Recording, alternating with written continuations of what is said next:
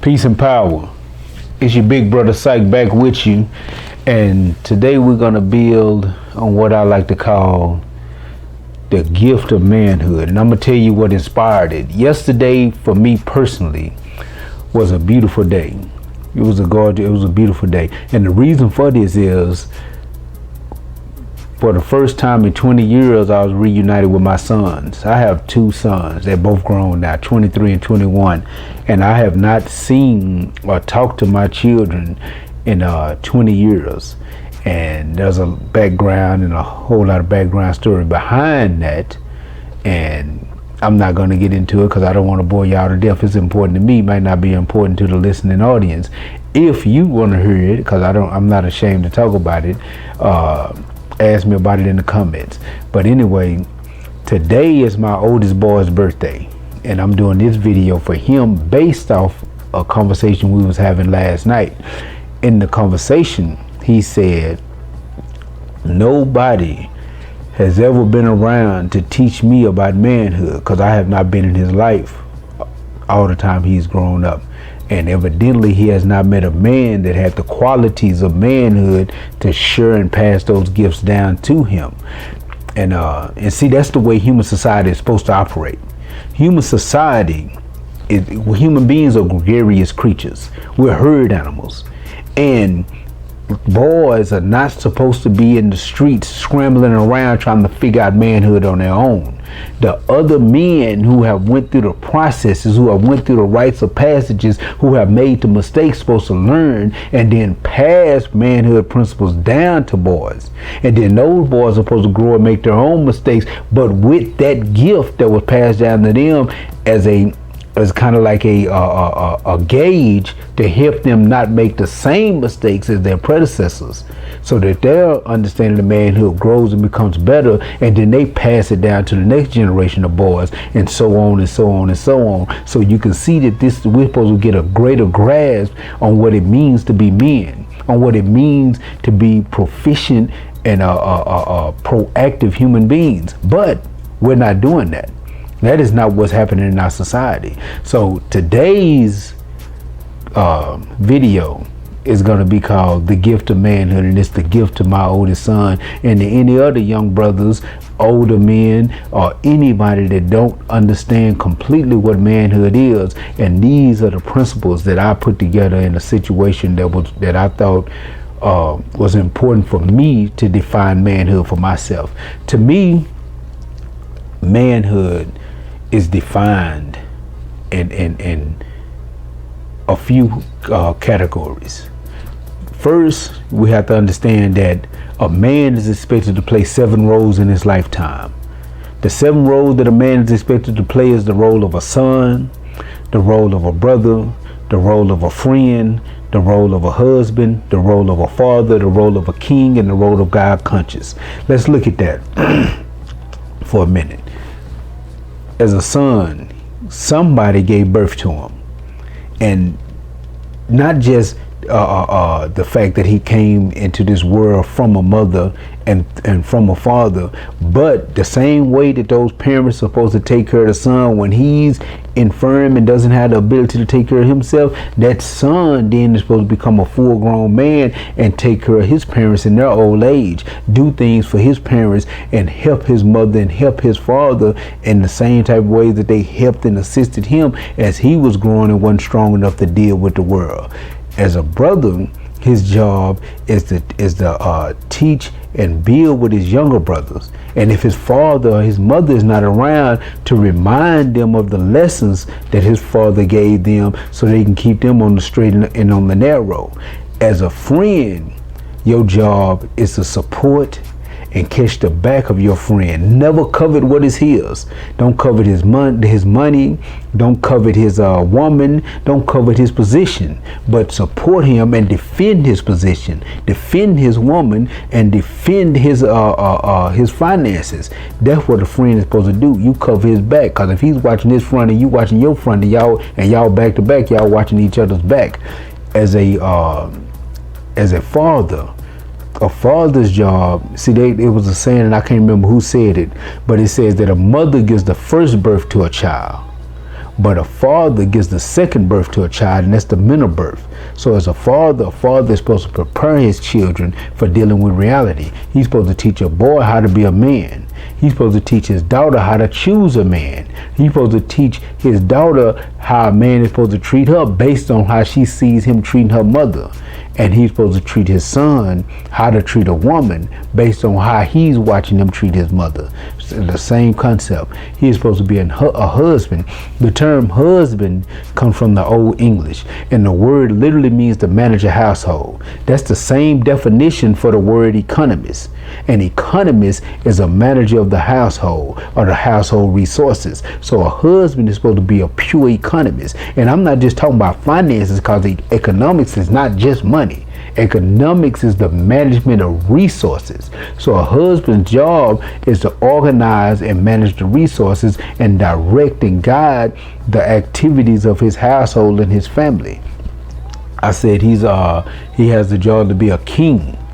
As a king, what a king is, and I've done videos on a king and the symbols of a king, but just to make it quick and simple, a king is someone who's expected to make a decision that will affect others. At some point in your life, somebody is going to look at you and expect you to call a shot, to make a play.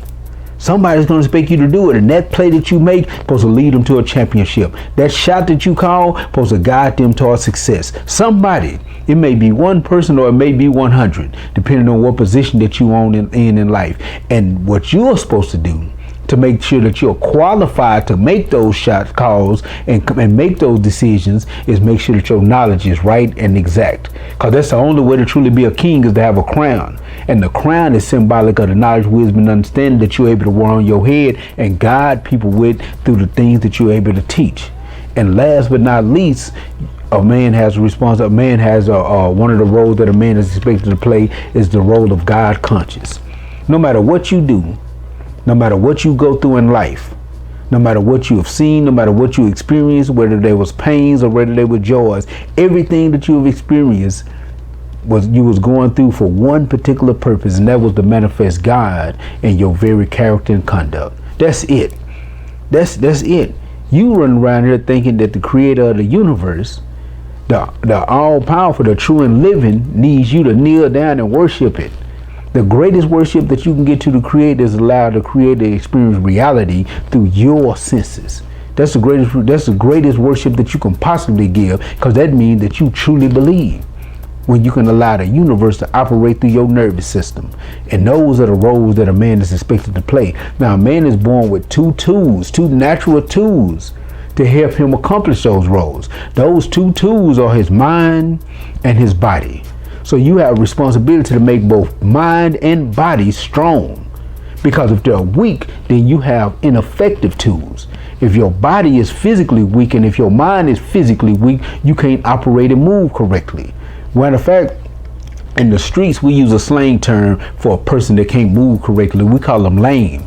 If you don't have game and you don't understand what's going on, we call you a lame. The word lame literally means that you have a physical infirmity. You have a handicap. You have a broken leg. You are paralyzed. You have a broken arm. You have some type of handicap that doesn't allow you to move correctly. So when you have a mental handicap, meaning that you don't have the correct knowledge, it leaves you lame because you can't make proper decisions. Imagine this.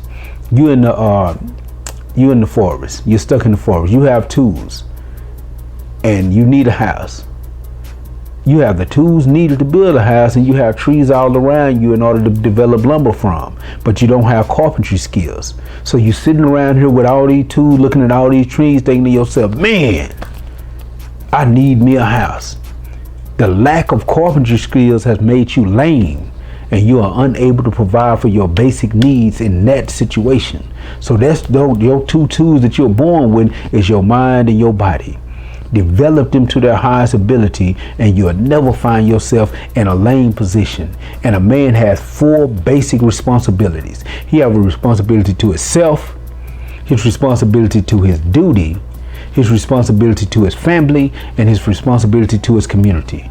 Responsibility to self simply means to always act with honor, to always act with integrity, never operate out fear.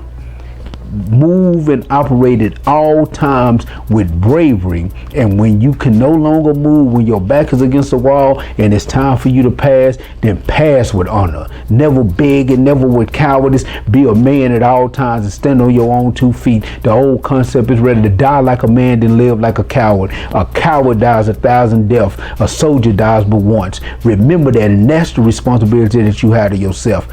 Secondly, you have responsibility to your duty. If you've been given a job, you do that job to the best of your ability. You put in your best. Don't slack on the job. Make sure that they know that when they hired you, or when they gave you the duty, the goal, the post, the responsibility, I don't care if you volunteering work, that you do your best on it. So when your name come up, they'll be like, that is the guy that we need to do the job.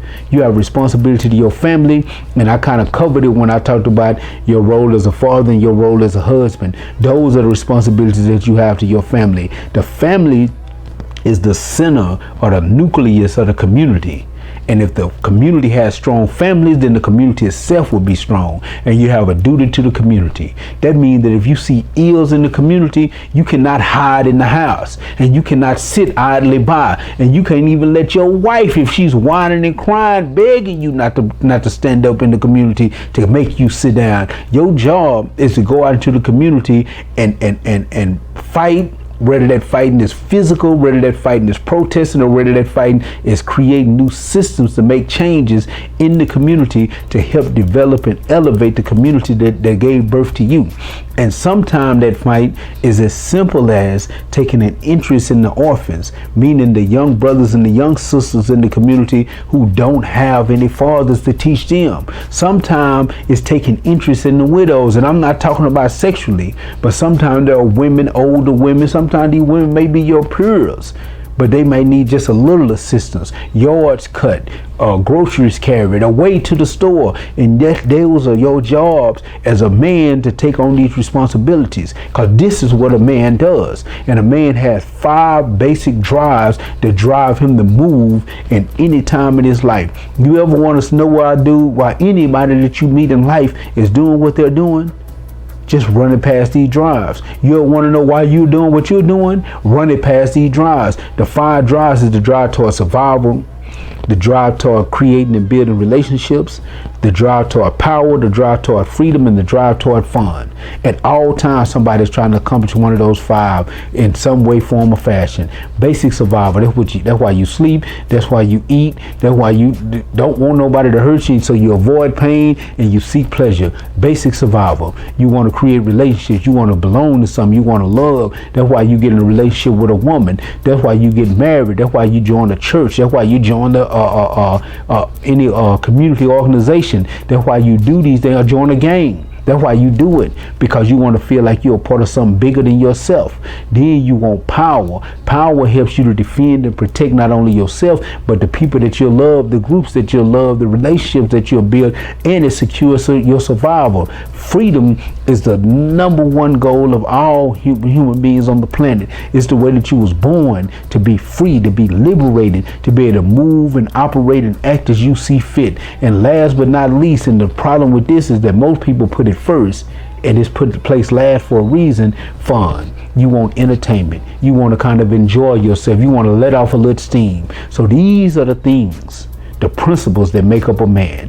The 7 roles, the 2 tools, the 4 responsibilities, and the 5 drives. This is what manhood is all about.